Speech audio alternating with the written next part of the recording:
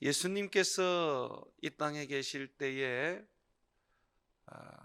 가장 많이 하셨던 말씀은 하나님 나라에 관한 말씀이었습니다.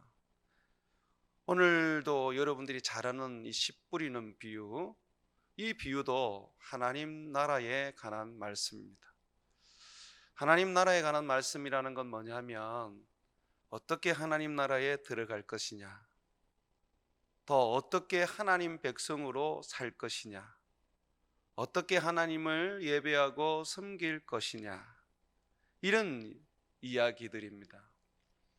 그런데 많은 분들이 예수님의 가르침을 하나님 나라의 말씀으로 듣지 않고 땅의 나라의 말씀으로 듣습니다.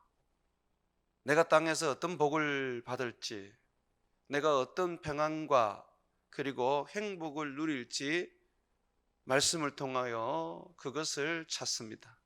그러다 보니 하나님 나라 말씀인데 이 땅의 말씀으로 바꾸어서 잘못 이해하고 받아들이게 됩니다. 그래서 저는 오늘 이 씨 뿌리는 비유를 공부함에 앞서서, 이 말씀을 배움에 앞서서 여러분들이 이것이 하나님 나라의 말씀이라는 것을 꼭 기억해 주셨으면 너무 좋겠어요. 마태복음에는 천국의 말씀을 씨라고 말하고 있습니다. 여러분들이 오늘 읽었던 이 씨 뿌리는 비유에서 밭에 뿌려진 이 씨는 천국의 말씀입니다.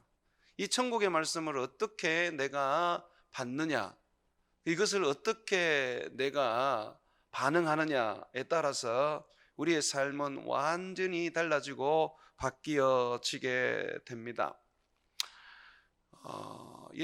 천국의 말씀, 이 말씀이 네 군데에 뿌려지게 되는데, 첫 번째는 보면 길가에 이 씨가 뿌려집니다. 두 번째는 바위 위에 뿌려집니다. 바위라 그래서 정말 바위 위가 아니라 바위를 덮고 있는 얕은 돌밭입니다.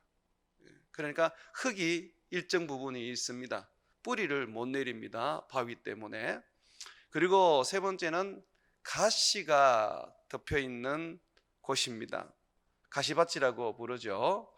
네 번째는 농사하기에 너무 좋은 누군가 갈아놓은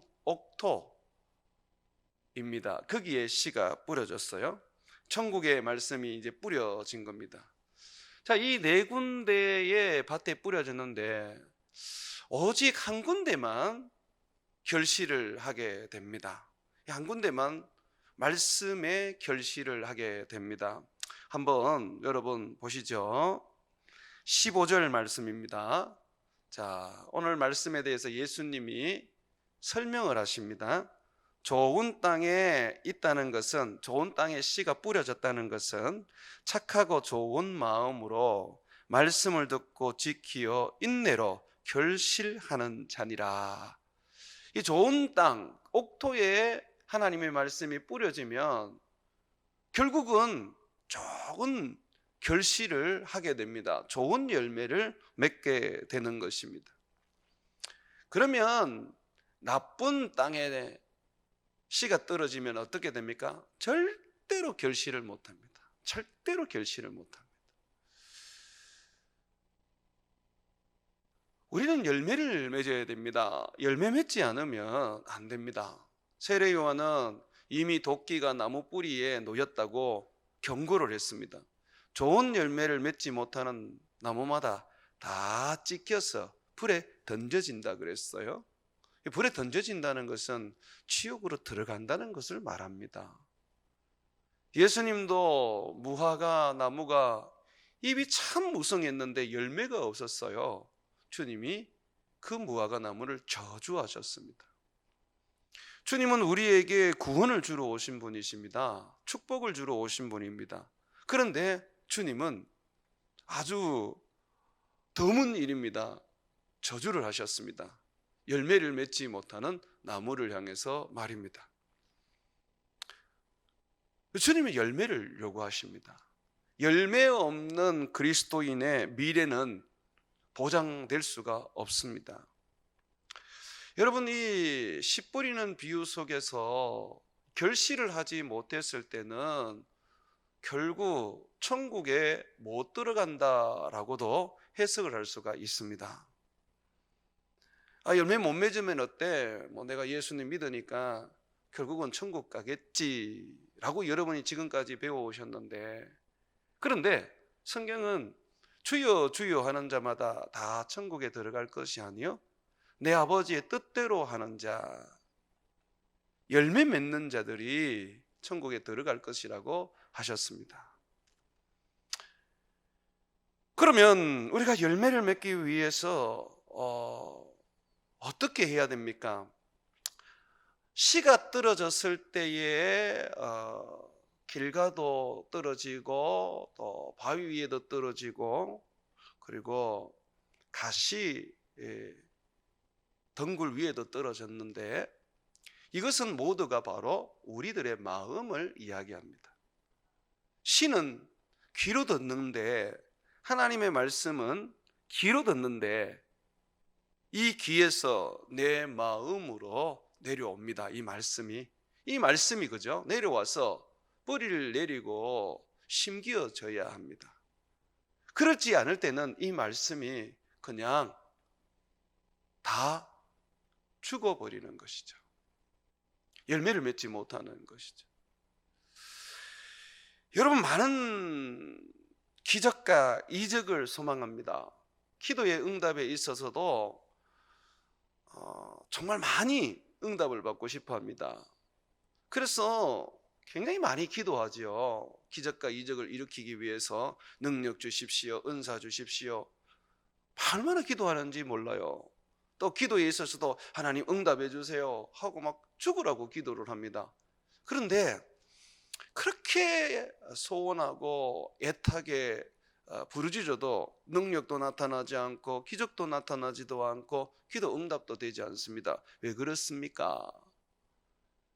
내게 주어진 말씀이 역사를 해야지 능력이 나타나는 거거든요. 말씀대로 되는 거예요. 하나님이 세상을 창조할 때 말씀으로 창조하셨습니다.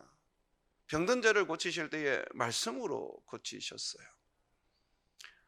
주의 말씀이 능력이고 주의 말씀이 이적이고 주의 말씀이 기도 응답의 근원입니다.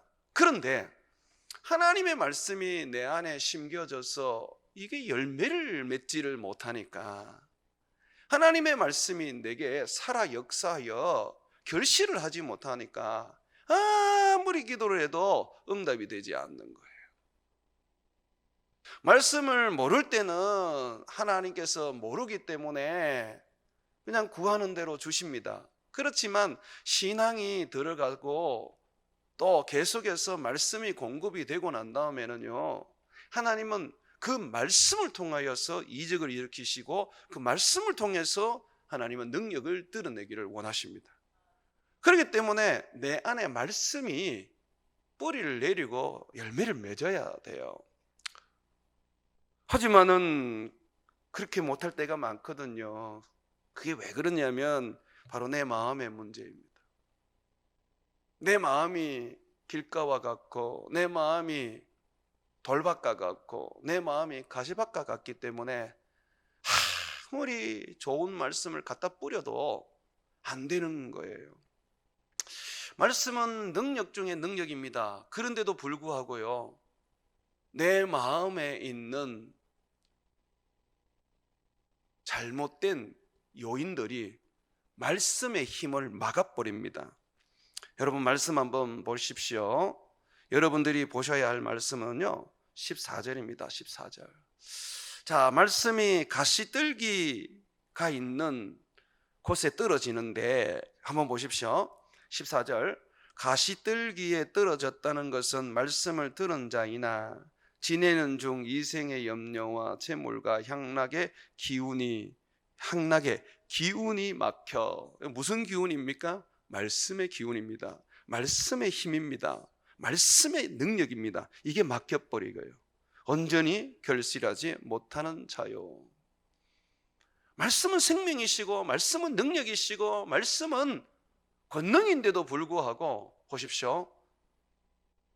가시들기 위에 떨어졌을 때 염려와 재물에 대한 욕심과 세상을 즐거움을 추구하는 것들이 말씀을 막아버린단 말이죠. 말씀을 막아버린다. 말씀이 능력이 없어서 막히는 게 아닙니다. 주님이 그렇게 하셨습니다. 주님은요, 이 능력의 말씀, 세상을 창조하신 이 말씀이 결실하고 열매를 맺게 하기 위해서 주님은 어떠한 장애물도 두지 않으셨어요. 장애물이 있으면 막혀버리는 거예요. 말씀이 능력을 발휘하지 않는 거예요. 여러분 안에 성령이 계심을 믿습니까? 성령은 하나님이잖아요. 그런데 왜 성령이 때로는 여러분에게 역사하지 않습니까? 성령의 불이 왜 꺼집니까? 성령이 있는데도 왜 귀신이 들어갑니까? 죄가 성령을 막아버려요. 성령이 죄를 못 이깁니까? 아니잖아요. 성령은 하나님이십니다. 하나님 앞에 죄는 아무것도 아닙니다. 그럼에도 불구하고 하나님은 어떻게 해요? 우리가 죄 지으면 하나님은 아무런 역사를 하지 않으시는 거예요. 그래서 성령의 충만을 받기 위해서는요, 죄와 싸우되 피가 터지도록 싸워야 하는 거예요. 성령의 사람은 요만한 죄도 용납하지 않습니다. 요셉 보십시오. 그가 큰 권세를 가져도 자기의 주인 보디발 다음에 큰 능력을 가져도 하나님 앞에서 얼마나 두렵게 삽니까? 요만큼도 죄를 짓지 않으려고 발버둥을 치고 있지 않습니까? 그런 사람들이 성령의 사람이에요. 하나님의 영을 소멸시키는 근본적인 문제가 바로 죄죠. 죄. 그런데 이 말씀도 똑같단 말이죠. 여러분, 이 말씀은요, 우리가 성경을 볼 때에 말씀을 때로는 영이라고 말합니다. 하나님의 영을 말할 때 그 영을 말합니다. 또 이 말씀을 예수 그리스도라고도 말씀하고 있습니다. 여러분, 이 말씀이 또 세상을 창조하셨다고 말하고 있습니다. 얼마나 이 말씀이 굉장한 어떤 능력과 힘을 가지고 있는지 모릅니다. 하나님과 동등하게 하나님으로 표현을 한단 말이죠. 그런데 이 말씀을 우리가 받을 때에 정말 아름다운 마음으로, 좋은 마음으로 딱 받아버리면 이게 열매를 자동적으로 맺게 되어 있어요. 근데 내 마음이 이게 문제가 있기 때문에 아무리 이 말씀을 들어도 삶이 바뀌지 않고 내 안에 들었던 말씀이 잠시 잠깐의 기쁨을 줄 뿐이지 그냥 그 자리에서 이 말씀이 그냥 사라져 버려요. 한번 보시죠. 13절 말씀입니다. 바위 위에 있다는 것은 이제 말씀이 바위 밭에 떨어지는 거예요. 자, 떨어졌는데 말씀을 들을 때는 어떻게? 기쁨으로 받습니다. 이 사람은 마음이 비록 바위가 있는 바위 밭이지만 말씀 듣는 곳에는 항상 쫓아가는 사람입니다. 말씀을 들을 때마다 그 기쁨이 있거든요. 그런데 보십시오. 이 기쁨이 있으면 뭐 하냐 이 말입니다. 말씀을 들을 때 기쁨은 있는데 곧 지나버리면 그 말씀이 온데간데 없이 그냥 사라져 버립니다. 뿌리가 없어 잠깐 믿다가 시련을 당할 때에 배반하는 자요. 여기 보면 잠깐 믿다가 시련만 오면, 고난만 오면 그냥 예수님을 배반해 버린다는 것이죠. 배교한다는 거죠. 그러니 여러분 보십시오. 내 마음이 바위 같으면 구원을 얻지 못하는 거예요. 잠깐 예수님을 믿고 기쁨으로 말씀을 받아들이고 살아갈 수는 있지만은 결실을 하지 못합니다. 그래서 결국은 뭡니까? 말씀의 능력이 없는 것이죠. 말씀은 받았지만 말씀의 능력이 없으니까 예수님을 배반하게 되고 배교하게 되는 겁니다. 여러분, 이 힘겨운 세상, 이 마지막 세상에서 예수님 오실 때까지 믿음을 지키고 예수님의 제자로서의 일사각오의 신앙을 가지려면 반드시 좋은 밭이어야 합니다.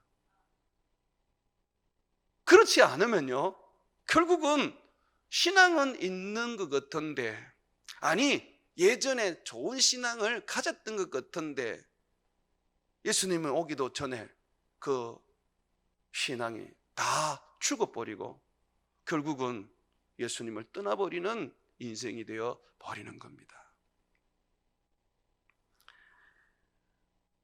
우리는 길가에 떨어져서는 안 됩니다. 이건 강팍한 마음을 이야기를 합니다. 하나님의 말씀을 배척합니다. 하나님의 말씀을 배척해서 내 마음으로 받아들이지 않을 때는 사탄이 와서 금방 채 가버립니다. 지금 이 자리에 사탄이 얼마나 가득한지 몰라요. 말씀을 듣는 곳은 씨를 뿌리는 곳이기 때문에 씨를 뿌릴 때에 강팍한 마음을 가지고 있는 사람들이 그 말씀을 영접하지 아니하고 뱉어냅니다. 그걸 지금 사단이 주워 먹으려고 여기 와 있는 거예요. 한번 보세요. 12절입니다. 길가에 있다는 것은 말씀을 들은 자니, 그저 분명히 말씀을 들었지요. 말씀을 들은 자니 길가에 씨가 떨어졌다는 거는, 길가에 씨가 떨어졌으니까 땅 밑으로 지금 안 심겨진 겁니다. 지금 영접을 하지 않았어요. 말씀을 지금 아멘으로 받아들이지 않았어요. 길가에 있다는 것은 말씀을 들은 자니 이에 마귀가 가서 그들이 믿어 구원을 얻지 못하게 하려고 말씀을 그 마음에서 빼앗는 것이요. 빼앗는 것이요. 이 마음이요 탁탁해 있으면 절대로 하나님의 말씀을 먹지 않습니다. 내 마음에 심지를 않습니다. 그런 사람한테는 여러분이 아무리 전도를 해도 안 됩니다. 도리어 그 사람들에게 봉변을 당합니다. 근데 우리는 하나님보다, 하나님의 말씀보다 더 능력이 있다는 착각을 합니다. 마음이 강팍해서 하나님의 말씀을 받아들일 준비가 안 됐는데도 불구하고 계속해서 그 길을 그냥 말씀을 심으려고 예를 쓰거든요. 안 돼요, 여러분. 고구마 전도라는 거 들어보셨죠? 여러분, 고구마를 삶을 때에 이게 제대로 삶혔나 아니면 덜 삶아졌나, 이거 확인을 어떻게 합니까? 젓가락을 넣어봐야 돼요. 젓가락에 쑥 들어가면 다 익은 거예요. 그런데 젓가락이 안 들어가면 안이 덜 익은 거예요. 이 고구마 전도라는 게 그래요. 복음을 던졌는데 그 복음을 안 받아들이면 어떡합니까? 그 길을 떠날 수밖에 없어요. 기다려야 돼요. 익을 때까지. 그래서 전도할 때에 제일 중요한 게 뭡니까? 기도 아닙니까? 하나님, 제가 누군가를 전도하려고 그랬는데 너무 마음이 하나님 강팍합니다. 하나님의 말씀이 계속 길가에 떨어지고 있습니다. 주여 저 마음을 갈아주셔서 옥토가 되게 해주소서 하고 하는 것이 전도하기 전에 우리가 해야 될 기도인 거죠. 또 성경에 보니까 우리들에게 좋은 땅에 이제 떨어졌다라는 말씀을 할 때에 이 좋은 땅은 어떤 마음이냐를 보여주고 있는데, 한번 보십시오. 15절을 보게 되면 좋은 땅에 있다는 것은 착하고 좋은 마음으로 라고 되어 있습니다. 착하고 좋은 마음. 여러분, 착하고 좋은 마음은 어떤 마음일까요? 여러분, 착하다는 게 뭘 의미합니까? 여러분, 지금 이 말씀을 받아들일 때의 착한 마음을 말하는 거거든요. 착하다는 것은 순종한다라는 거예요. 아이들이 부모의 말에 순종하는 거, 이게 착하다는 거예요. 주님의 말씀에 순종하는 마음을 이야기하고 있습니다. 또 좋은 마음이라는 게 뭡니까? 주님의 말씀을 가지고 이것을 아름답게 나누어 주고 이 말씀을 가지고 다른 사람을 섬기려고 하는 마음이죠. 굿이라는 것이거든요. 좋다라는 의미거든요. 이것을 섬김이라고도 말할 수 있습니다. 그러면 말씀을 받을 때에 우리의 마음은 어떤 마음이냐면 순종의 마음과 그리고 그 말씀대로 섬기려고 하는 마음이 있어야 됩니다. 이게 아니면 안 되는 거예요. 그런 마음이 되어야지만이 말씀을 듣고 그리고 지키어서 인내로 결실하게 됩니다. 우리가 하나님의 말씀을 들을 때에 좋은 밭이 되도록 예를 써야 됩니다. 이 좋은 밭이 된다는 것은 말씀드린 것처럼 하나님, 내가 말씀에 순종하겠습니다. 내가 이 말씀대로 섬기겠습니다 라고 되어야 된단 말이에요. 예수님은 그 부분을 이제 이어서 설명을 합니다. 여러분 16절 한번 보십시오. 16절은 위에 있는 씨 뿌리는 비유에 대한 좋은 밭에 관한 주님의 설명 부분입니다. 누구든지 등불을 켜서 그릇수로 덮거나 평상 아래에 두지 아니하고 등경 위에 두나니 이는 들어가는 자로 그 빛을 보게 하려 함이라. 여러분, 이게 불을 이렇게 켭니다. 이 등불을 켭니다. 그러면 이것을 이렇게 상 밑에 숨기거나 또는 그것을 이불로 덮어 놓습니까? 그러면 불 켤 이유가 없잖아요. 불을 켜는 것은 온 세상을 환하게 밝히는 거 아닙니까? 집안에서 불을 켜는 것은 집안을 환하게 밝히는 거 아닙니까? 책상 위에서 불을 켜는 것은 책을 읽으려고 밝히는 거 아닙니까? 주님이 지금 등불을 왜 켜느냐라고 말하는 겁니다. 자, 이 등불은요, 성경에 보게 되면 등불에 대한 비유를 몇 가지를 합니다. 성령을 등불로 비유를 하기도 하고요, 말씀을 등불로 비유를 하기도 합니다. 잠언서 6장 23절에 보게 되면 대저 하나님의 명령은 등불이요 하나님의 법은 빛이요 훈계의 책망은 곧 생명의 길이니라. 또 시편 119편 105절에 보게 되면 주의 말씀은 내 발의 등이요 내 길의 빛이니이다 라고 합니다. 하나님의 말씀이 등불이에요. 그리고 이 등불은 성령을 이야기를 또 합니다. 그리고 예수님은 자기를 가리켜서 나는 세상의 빛이라 그랬고요, 그리고 자기를 믿는 자들, 하나님의 말씀을 받은 제자들을 이끌어서 너희도 세상의 빛이며 소금이라 그랬어요. 성경에서 보면 결국 빛은, 등불은 성령, 성경, 예수님 그리고 우리들을 말하는 거예요. 그러면 우리가 등불이다라고 했을 때 감추어지면 안 돼요. 빛을 비추어야 돼요. 드러나야 돼요.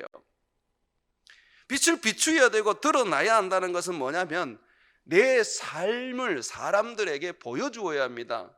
빛된 삶을 말입니다. 그래서 마태복음 5장에 보게 되면 예수님께서 너희는 세상의 빛이요 소금이다라고 말하면서 너희는 빛으로서 세상을 비추어라고 말하고 계시는 겁니다. 그런데 아십니까? 내 존재가 빛이 아닙니다, 여러분. 아직까지 내가 육을 입고 있는데 부활의 몸도 못 입었는데 무슨 내가 빛을 비춥니까? 내 안에 성령이 계시기 때문에 그 성령을 비추는 것이고 내 안에 말씀이 심겨져서 그 말씀이 결실을 이룰 때에 비추어지는 것입니다. 예수님께서 여기서 지금 등불이라고 말하는 것은 바로 말씀을 이야기하는 겁니다. 얘들아, 말씀이 너희 안에 심겨져서 결실을 했다면 그거 감추면 되겠냐? 감추면 안 되겠지. 그거 드러나야 될 거 아니니?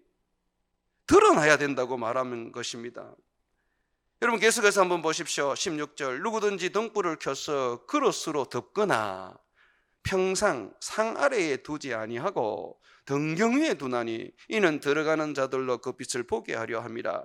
숨은 것이 장차 드러나지 아니할 것이 없고 감추인 것이 장차 알려지고 나타나지 않을 것이 없느니라. 예수님은 드러내러 오셨어요. 예수님은 우리의 삶을 통하여 하나님을 보여주러 오셨어요. 우리는 예수 그리스도의 제자입니다.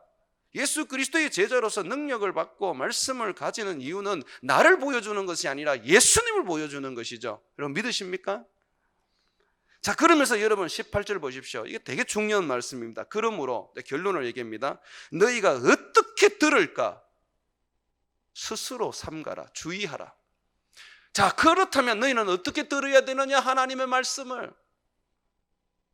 길가에 떨어진 시처럼 너희는 하나님의 말씀을 배쳐가고 강팍하게 그 말씀을 밀어낼 거냐?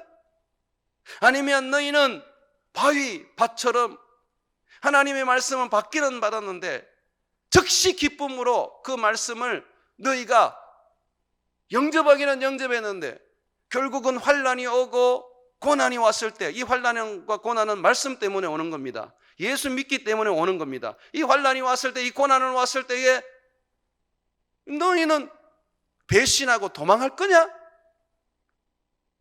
아니면 너희 마음이 가시밭이 되어서 말씀이 떨어졌을 때에 결국은 그 말씀이 자라다가 가시의 기운, 세상의 유혹과 세상의 염려와 재물에 대한 욕심으로 인하여 말씀의 기운이 막혀버리게 만들 것이냐라고 말하는 겁니다. 너희가 어떻게 이 말씀을 들어야 되느냐, 너희가 어떤 마음이 되어야 하느냐라고 지금 말하고 있거든요.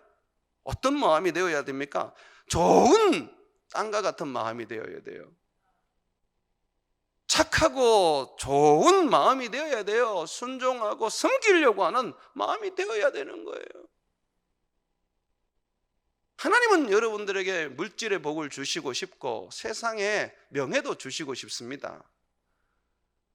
구약 성경에 보게 되면 하나님을 믿는 사람들은, 하나님을 경외하는 사람들은 하나님이 그냥 물질과 명예를 항상 따라다니게 만들지 않습니까? 그 왜 그렇게 하십니까? 그걸 통하여 백성을 섬기기 때문에 그렇습니다. 그걸 통하여 하나님을 섬기기 때문에 그렇습니다. 그런데 우리는 물질을 구하고 명예를 구할 때는 그저 나와 내 가족 잘 먹고 잘 사는 것을 생각하기 때문에 하나님이 독이 되니까 안 주시는 거예요. 무엇을 하든지 주의 영광을 위해서 하라 그래요. 먹든지 마시든지 돈을 벌든지 일을 하든지 뭘 하든지 주의 영광을 위해서 해라. 이게 우리의 삶이란 말이죠. 그래서 항상 우리는 종의 자세로 주님 앞에 섰을 때에 이런 자세를 가져야 됩니다. 어떻게 들을까? 다시 말해서 주여 말씀하옵소서, 종이 순종하겠나이다. 주여 말씀하옵소서, 종이 섬기겠나이다. 그게 아니라 말씀 들을 때마다 하나님 내 마음이 답답하고 힘드니까 위로해 줄 수 있는 말씀 주십시오. 주님 내 편이 되는 말씀을 해 주십시오. 이걸 원한단 말이죠. 제가 목회를 하면서 상담을 할 때 좀 어려운 부분이 있습니다. 뭐가 어려우냐 하면 저는 성경을 가지고 권면을 하고 싶은데 상담을 받는 성도님들이 그 얘기 하지 말라는 거예요.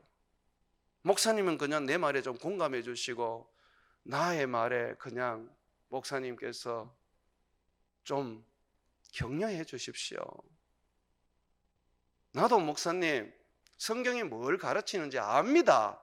내가 몰라서 목사님한테 지금 상담 받으려 하는 게 아닙니다. 나도 알지만 나도 인간이다 보니까 위로받고 싶고 공감받고 싶습니다. 목사님이 그렇게 저를 한번 공감해 주시고 위로해 주시면 제가 살 것 같습니다. 그럼 제가 어떻게 해야 돼요? 그분이 원하는 대로 공감을 하고 그분에게 격려를 해주면 그분에게는 좋은 목사가 될지 모르지만 나는 하나님에게는 악한 종이 되는데 내가 그렇게 할 수 있어요? 내가 하는 것은 하나님의 말씀을 맡은 자로서 이 말씀을 가지고 가르치고 이 말씀을 가지고 권면해야 하는 것인데, 어떻게 그냥 사람의 마음을 어루만지고 사람의 편이 되어서 그들의 위로가 될 수 있겠습니까? 주님의 종입니다. 우리 모두는 힘들고 어려워도 내 마음에 아무런 위로도 되지 않고 도리어 부담만 되는 말씀일지라도 우리는 하나님 앞에서 무릎 꿇고 아멘 주여 순종하겠습니다, 주여 내가 순종이 안 됩니다, 순종할 수 해 주십시오 라고 하면서 몸부림쳐야 되는 거예요.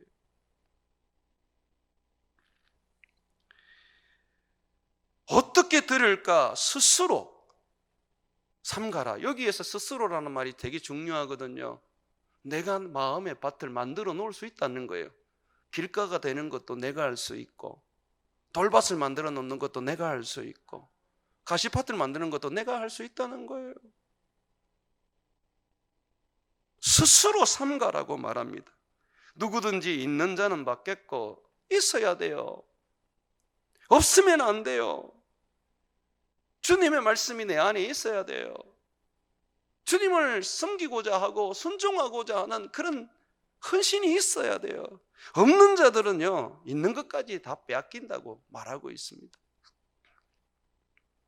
그러면서 여러분 또 보십시오. 예수님의 그 말씀대로 살고 순종하는 사람은 어떤 자입니까? 예수님은 이어서 이런 얘기를 합니다. 19절 보세요. 예수의 어머니와 그 동생들이 왔으나 무리로 인하여 가까이 하지 못하니 어떤 이가야 알리되 당신의 어머니와 동생들이 당신을 보려고 밖에서 있나이다. 자, 이 말씀 기억하십시오. 예수께서 대답하여 이르시되 내 어머니와 내 동생들은 곧 하나님의 말씀을 듣고 행하는 이 사람들이라 하시니라. 씨 뿌리는 비유를 하시고 난 다음에 좋은 밭이 뭐라 그랬습니까? 좋은 밭이 결국 하나님의 말씀을 듣고 행하는 거라 그랬어요. 순종하는 거라고 그랬어요. 말씀대로 섬기는 거라 그랬어요. 그렇게 해야지 된다고 등불 비유를 통해서 우리에게 말합니다. 왜냐하면 우리의 행하는 그 삶을 통하여 주님은 세상에 빛을 비추시고 하나님의 모습을 드러내시거든요.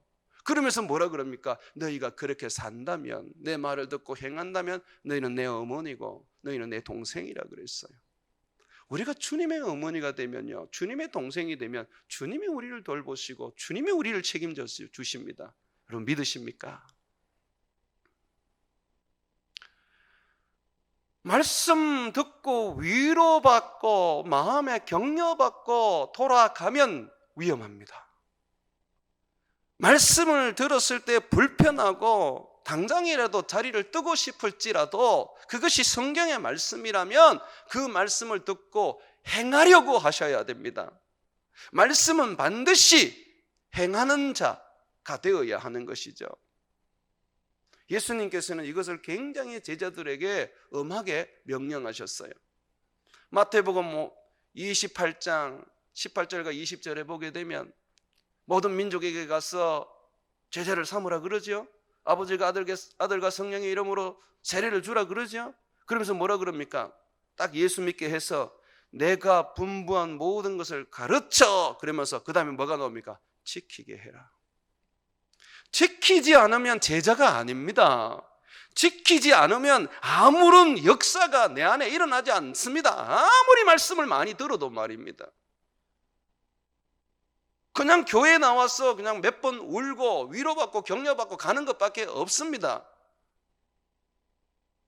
울지 않아도 격려를 못 받아도 하나님의 말씀을 지켜 행하려고 발버둥 치는 사람, 지키려고 애쓰는 사람, 그 사람이 바로 열매를 맺습니다. 이 목회자들 보면 성도들에게 이렇게 살아라, 사랑해라, 용서해라, 화평해라 늘 그렇게 가르칩니다. 그러나 정작 자기는 그렇게 살지 않아요. 자기는 여전히 가족들과 원수지고 살고 있고 집에서 허군날 싸우고 교육자들과 그냥 관계도 그냥 갈라져 있고 그래 살아요. 그런데 무슨 그 사람의 사역에 하나님께서 열매를 맺어 주시겠습니까? 말씀을 많이 알고 있으면 뭐합니까? 말씀대로 안 살기 때문에 역사도 일어나지 않고 기적도 일어나지 않고 부흥도 일어나지 않는 것이죠. 말씀을 적게 알고 있어도 그 말씀대로 직격 행하는 삶을 살아야 하는 것입니다. 한국 교회가 잘못 가르친 것들 중에 하나가 바로 이겁니다. 그냥 말씀만 듣게 해요. 교회만 오게 해요. 그리고 난 다음에 헌금하고 돌아가라 그래요. 그게 아니에요. 말씀을 듣는 이유는 지키기 위한 거예요. 행하는 거예요. 그래서 주님은 이 행하게 하시려고 구약 성경에 보면 행위에는 상급이 있다라고 말씀하셨어요. 주님은 행하게 하려고 너희가 내 말대로 살면 내가 반드시 상 주신다고 말씀하셨어요. 지켜야 돼요. 하나님의 말씀에 순종하고 하나님의 말씀대로 내가 섬겨야 돼요. 그래서 예수님은 제자가 되려면 어떻게 해야 된다 그랬습니까? 자기를 부인해야 된다 그랬잖아요. 내 마음에 있는 나라는 이 자존심, 그거 깨트려야 돼요. 내게 있는 어떤 내가 사람들 앞에 보이고자 하는 그런 어떤 모습들 다 깨트려야 돼요. 그냥 바보가 돼야 되고 그냥 나는 없다, 내 안에 예수밖에 없다 라고 해야 돼요. 내 안에 예수님을 집어넣으면요, 어떤 무욕도 어떤 천대도 어떤 미움도 다 품을 수 있는 사람이 됩니다. 예수가 없고 내가 살아있으니까 용서가 안 되고 사랑이 안 되고 말로만 늘 바른 말만 할 뿐이죠. 말은 들어보면 선지자고 사도예요. 그러나 삶을 보면 불신자란 말이에요. 그래 살면 안 돼요. 예수님은 우리들에게 분명히 말합니다. 말씀을 밀어내는 강팍한 마음 구원을 얻지 못한다. 말씀은 받는데 그 말씀으로 인하여 환난이 오고 핍박이 오고 고난이 올 때에 예수님을 배신해서 도망가 버리는 그런 얄팍한 신앙도 안 된다. 어떤 어려움이 오고 어떤 고난이 와도 같이 믿음을 가지고 헌신하고 희생하고 자기의 생명을 바칠 수 있어야 한다. 또한 가시밭과 같이 세상 염려와 유혹과 재물에 대한 욕심이 밀려올 때 가감하게 쳐내야 된다. 그거 붙잡고 그거 의지하고 그거 못 놓고 있으면 결국은 말씀이 죽어뿐다라고 말합니다. 그러면서 우리에게 말합니다. 오직 너희는 말씀 하나만 붙잡아라. 아무것도 없는 그냥 말씀, 그거 하나만 너희 마음에 새겨라. 그러면 그 말씀이 너희 안에 결실을 해서 많은 열매를 맺게 될 것이고 등불처럼 온 세상에 비치어서 너희는 빛의 자녀로 살아가게 될 것이고 너희는 내 어머니와 내 형제가 되어서 하나님의 영광을 너희가 누리게 될 것이라고 말하고 있습니다. 사랑하는 여러분, 순종할 마음이 있어야 순종하지, 용서할 마음이 있어야지 용서하지. 여러분 그러시죠? 지금 여러분의 마음이 돌밭이고 가시밭이고 길가밭이기 때문에 그렇습니다. 그 마음 여러분이 바꿀 수 있습니다. 몸부림치면서 그 마음을 옥토로 바꾸십시오. 좋은 땅으로 바꾸십시오. 하나님의 말씀을 듣거든 순종하고 아멘 하면서 그 말씀대로 사십시오. 사랑하라면 사랑하고 용서하라면 용서하고 선을 행하라면 선을 행하고 복음을 전하라면 복음을 전하며 주님이 내게 주시는 대로 순종하며 살아가십시오. 그럴 때에 여러분의 삶은 빛을 비출 수가 있는 겁니다. 자꾸 여러분 스스로 빛을 만들어내려고 애를 쓰는데 여러분 반딧불도 아닌데 어떻게 빛을 자꾸 만들어내시겠습니까? 그 전부 다 위선이고 가짜입니다. 여러분들 안에 있는 빛은 여러분이 아니라 말씀이고 성령입니다. 그게 비춰야 돼요. 그러려면 말씀이 열매를 맺을 수 있도록 하나님의 말씀을 지켜 행하는 저와 여러분 되시기를 주의 이름으로 축원을 드립니다.